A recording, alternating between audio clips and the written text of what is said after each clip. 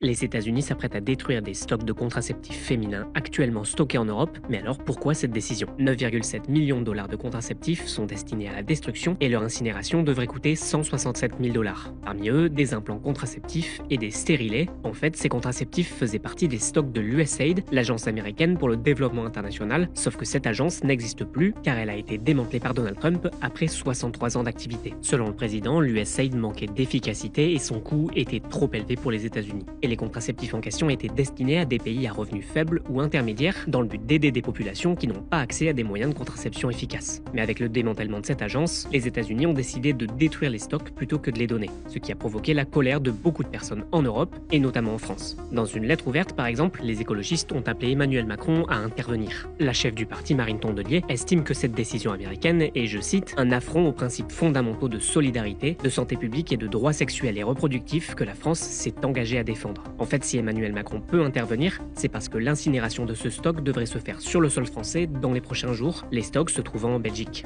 Dans le monde en 2021, 164 millions de personnes n'avaient pas accès à la contraception dont elles avaient besoin selon l'Organisation mondiale de la santé. À noter que l'administration Trump a aussi récemment avoué avoir détruit des tonnes de nourriture destinée à des enfants souffrant de malnutrition car elle était périmée. Pour plus d'infos comme celle-ci, n'hésite pas à t'abonner à ce compte.